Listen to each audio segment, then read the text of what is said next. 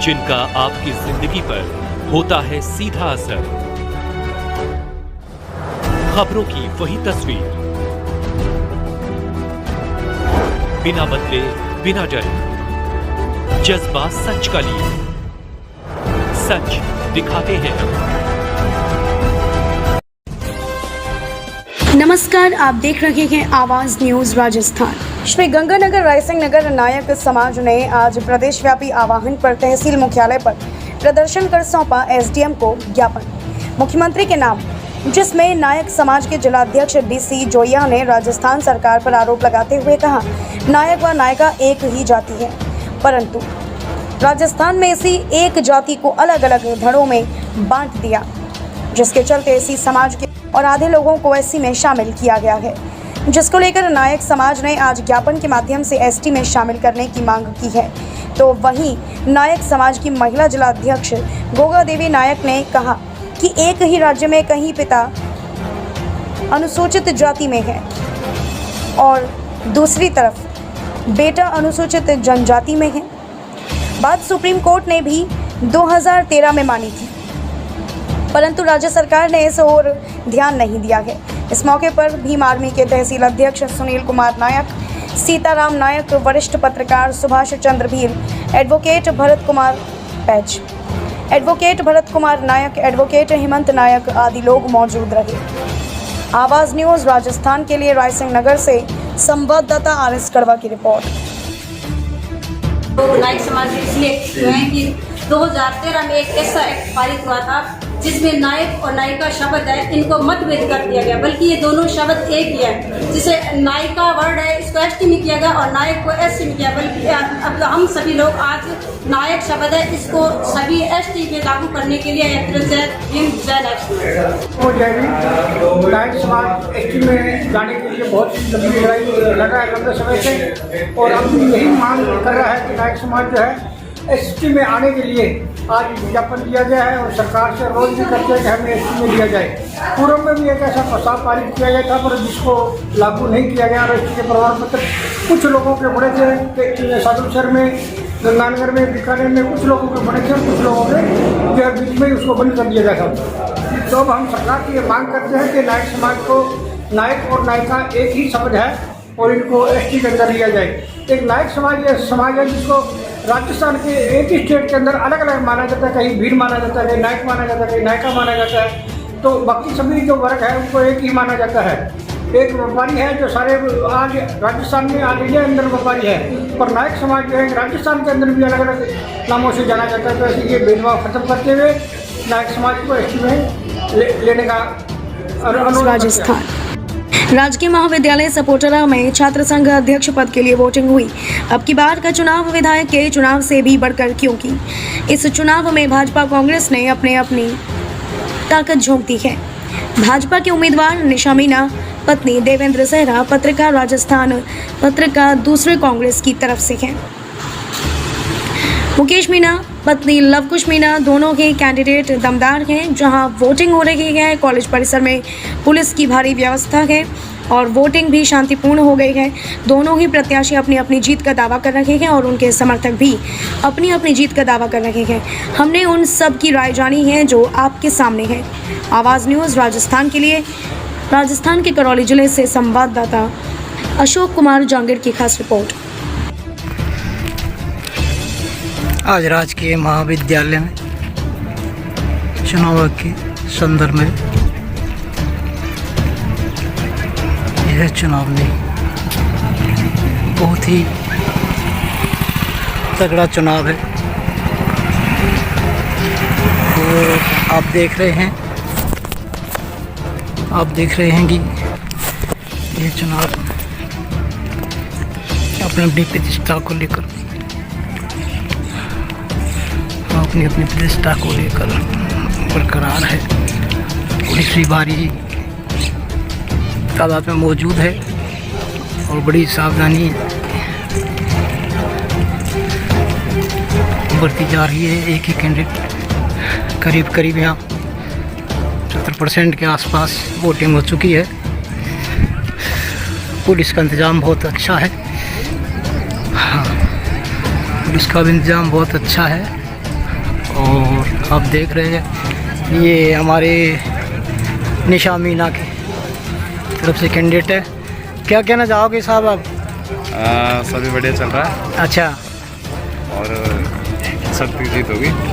बहुत अच्छी बात है। सही कह रहे साहब सहरा जी, सत्य की जीत होगी और चुनाव अच्छा, वोटिंग भी शांतिपूर्ण हो रहा है। हाँ साहब कहिए, क्या कहना चाह रहे हो भाई साहब? एक तरफा जीत रही है, कोई दिक्कत नहीं है, एक तरफी वोटिंग चल रही है, मुकेश भाई की पड़पड़ा। बहुत अच्छी बात है, धन्यवाद साहब। बिल्कुल बिल्कुल जिस हाँ भाई रिंकू जी, क्या कहना चाहोगे? बढ़िया माहौल है, शांतिपूर्वक हो रहा है मतदान। बहुत अच्छी बात है, शांतिपूर्ण मतदान होना चाहिए। पाकड़ जी, क्या कहना चाहोगे चुनाव के बारे में? अच्छी चल रही है, शांतिपूर्वक वोटिंग चल रही है और प्रशासन पूरा ध्यान रखते हुए अच्छी वोटिंग करवा रहा है। अभी हार जीत का ही फैसला ये तो कल पता लगेगा, पर अभी अच्छी माहौल है, वोटिंग अच्छी चल रही है। बहुत अच्छी बात है। प्रशासन की मुस्तैदी बहुत अच्छी है, प्रशासन का कार्य बखूबी चल रहा है। अरे नहीं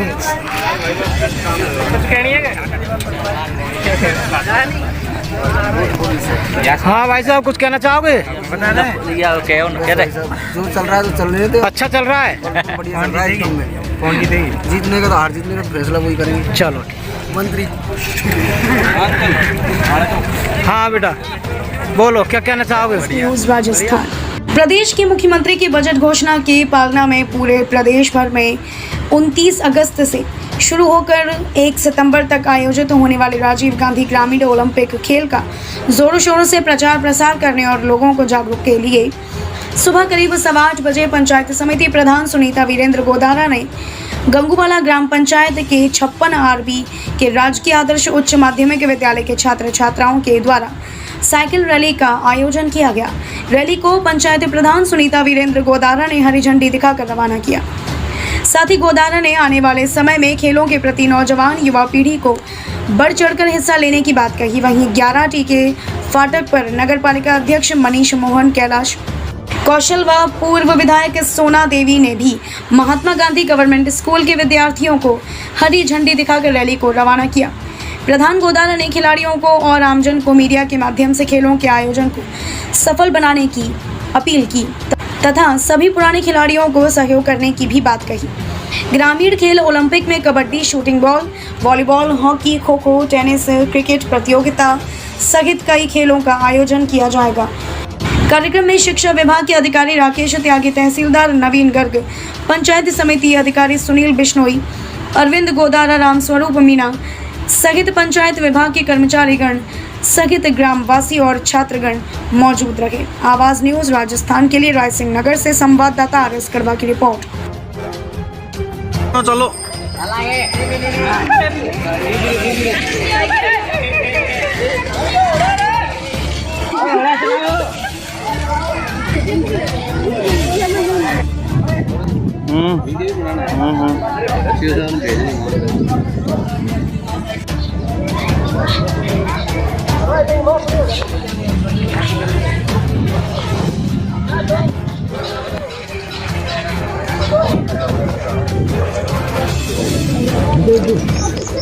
न्यूज राजस्थान। श्री गंगानगर रायसिंह नगर में छात्र संघ चुनाव को लेकर आज परिणाम घोषित है। शकुंतला महाविद्यालय में आज हुई मतगणना में वेद प्रकाश भाकर हुए अध्यक्ष पद के लिए विजय, जहां उन्होंने अपने निकटतम प्रतिद्वंदी को 97 वोटों से हराया। तो वहीं बाकी कॉलेजों में पहले ही हो चुके हैं निर्विरोध चुनाव, जिसको लेकर आज एसएफआई ने निकाला विजय जुलूस रैली, जहां भारी संख्या में छात्र मौजूद रहे। डीजे की धुन पर नाचते गाते हुए बाजार के मुख्य गलियों से होते हुए पहुंचे एसएफआई कार्यालय, जहां जीते हुए प्रत्याशियों का भव्य स्वागत किया गया। आवाज न्यूज राजस्थान के लिए रायसिंह नगर से संवाददाता आर.एस. कड़वा की रिपोर्ट।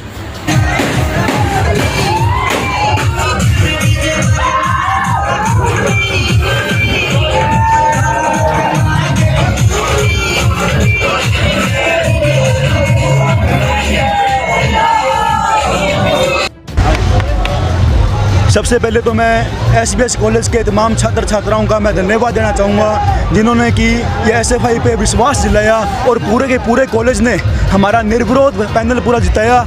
बहुत बहुत धन्यवाद SBS कॉलेज के। हम SBS कॉलेज के संघर्ष के लिए, सरकारीकरण के लिए पहले भी लड़े हैं और हम आगे भी लड़ेंगे। और हमने ये चीज़ पहले भी स्पष्ट की थी कॉलेज के अंदर, जो छात्र हित की बात करेगा वही कॉलेज में राज करेगा। आज इन पूरे विद्यार्थियों ने इस चीज़ को साबित करके रख दिया। बहुत बहुत धन्यवाद पूरे SBS कॉलेज के छात्र छात्राओं का, धन्यवाद। एक SFI की जीत है, आगे भी विद्यार्थी मतलब हर प्रकार से लड़े और SBS कॉलेज रायसन नगर से सरकारी कराएं और इसमें SFI का बहुत बड़ा योगदान है। राजस्थान। माननीय मुख्यमंत्री का हार्दिक आभार। गत दिनों 5 RTM में 5 बच्चों के डिग्गी में डूबने से मौत हो गई थी, जिससे पूरे क्षेत्र को बहुत बड़ा सदमा लगा था। मैंने भी जयपुर जाकर मुख्यमंत्री के निवास पर जाकर माननीय मुख्यमंत्री अशोक गहलोत के OSD आदरणीय लोकेश शर्मा को पूरी घटना बताई और परिवारों को आर्थिक मदद की गुहार लगाई, जिस पर OSD लोकेश शर्मा ने तत्काल मुख्यमंत्री राहत कोष से आर्थिक सहायता देने की बात कही थी। आपदा प्रबंधन मंत्री आदरणीय गोविंद राम मेघवाल द्वारा भी हमें तुरंत फाइल पर अमल का वादा किया था और कुछ ही दिनों में परिवार को कल 20 लाख का चेक परिवार को सौंपा। सभी सहयोगकर्ताओं का आभार। इससे परिवार को आर्थिक संबल मिलेगा। इन बच्चों की पूर्ति तो नहीं हो सकती, परंतु माननीय मुख्यमंत्री द्वारा तत्काल प्रभाव से राहत प्रदान कर परिवार को आर्थिक संबल प्रदान किया। कई जनप्रतिनिधियों ने भी दुख में शरीक होकर मदद की गुहार लगाई थी। सभी का धन्यवाद। परिवार द्वारा माननीय मुख्यमंत्री का आभार व्यक्त किया। आवाज न्यूज राजस्थान से ब्यूरो चीफ रमेश बागड़ी की खास रिपोर्ट। न्यूज राजस्थान। स्थानीय खालसा महाविद्यालय के मुख्य निर्वाचन अधिकारी डॉक्टर प्रताप सिंह शेखावत ने बताया कि छात्र संघ चुनाव 2022 के दौरान आज दिनांक 27 अगस्त 2022 को निर्धारित समय अनुसार 10 बजे से मतगणना शुरू करके 11:15 बजे तक परिणाम घोषित कर दिए गए। प्रवीण MA PVS को 60 मत प्राप्त हुए व 39 वोटों से सुखवंत सिंह विजय घोषित हुए। कुल मतों में 7 मत निरस्त हुए। उपाध्यक्ष पद के लिए हरदीप सिंह BA तृतीय वर्ष को 75 मतों में से 47 मत निरस्त हुए। महासचिव पद के लिए गुरविंद्र सिंह निर्विरोध निर्वाचित हुए। इस अवसर पर चुनाव अधिकारी सुमन देवी, त्रिलोका राम, अमनदीप कौर, सुनीता शर्मा, गुड्डी देवी, चौकीदार पूर्णाराम भी उपस्थित रहे। मतगणना प्रक्रिया में प्रशासनिक विभाग के अधिकारी भी उपस्थित रहे।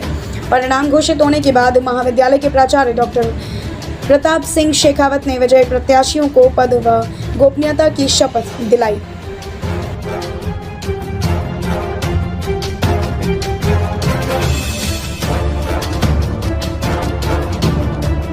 राजस्थान। आज राजकीय महाविद्यालय छात्र संघ चुनाव 2022 का रिजल्ट घोषित हो चुका है। सपोटरा महाविद्यालय का चुनाव अब की बार भाजपा कांग्रेस की नाक के सवाल के ऊपर हुआ।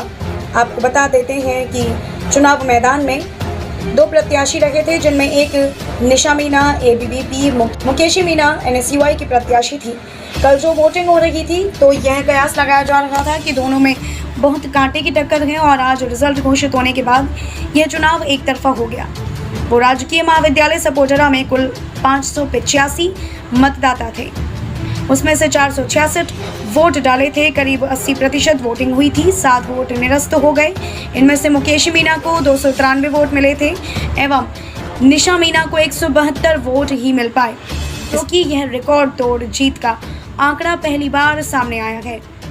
युवा कांग्रेस के अध्यक्ष मनकेश मीना एवं जीती हुई प्रत्याशी मुकेश मीना से हमारी बातचीत हुई, उसके अंश आपके सामने हैं। आवाज न्यूज राजस्थान के लिए राजस्थान के करौली जिले से ब्यूरो चीफ अशोक कुमार जांगीड़ की खास रिपोर्ट। मनकेश जी, आपका प्रत्याशी कितने वोटों से विजयी हुआ है? हमारा प्रत्याशी टोटल वोटिंग थी 585, उसमें से 467 वोटिंग हुई थी। उसमें से हमारे कैंडिडेट 120 वोटों से विजयी हुआ। बहुत अच्छा, धन्यवाद। मनकेश जी, क्या कहना चाहोगे आपकी जीत पर? हमने जो चारों पदों पर NSUI का पैनल उतारा था तो उसमें सारे कैंडिडेट विजयी हुए हैं। उसमें अध्यक्ष पद पर मुकेश भाई मीना अपनी छोटी बहन अपनी निशा मीना सचिव पद पर है। और दीपक भाई है, दीपक मीणा, जो उपाध्यक्ष पद पर निर्वाचित हुए और महासचिव पद पर अपने पदभार कर पाए। तो सभी का अच्छा सहयोग मिला, सभी ने अच्छे ढंग से काम किया, सभी ने बिल्कुल विश्वास जताया और जताकर ही दम लेने के बिल्कुल एक तरीके से सोच रख ली थी। तो वो आज हम कामयाब हो गए। हमने एक ही नारा दिया था, हम होंगे कामयाब, और आज कामयाब हो गए। बहुत अच्छी बात है। बहन जी, मुकेश जी, आप बोलो साहब, कैसा लग रहा है आपका वो अध्यक्ष, पहली बार अध्यक्ष बनने पर? मैं और मेरे सभी घर वाले बहुत खुश हैं। आप सभी का बहुत बहुत धन्यवाद। बहुत अच्छी बात।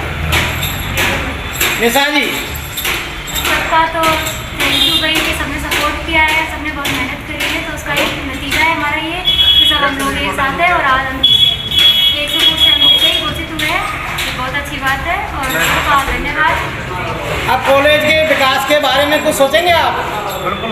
सर सोचेंगे। अच्छा, सारा स्वच्छ पेयजल की व्यवस्था करवाएंगे, लड़कियों के लिए अलग से एक खिड़की खुलवाएंगे और कोई भी काम हो लड़कियों का अलग से सब तरीके के कामों के लिए बढ़िया देंगे, क्योंकि इस कॉलेज में सबसे ज़्यादा स्टूडेंट्स के तौर पर लड़कियां हैं। इन्हें लगभग 75 से 80% इसमें हिस्सा है बिल्कुल।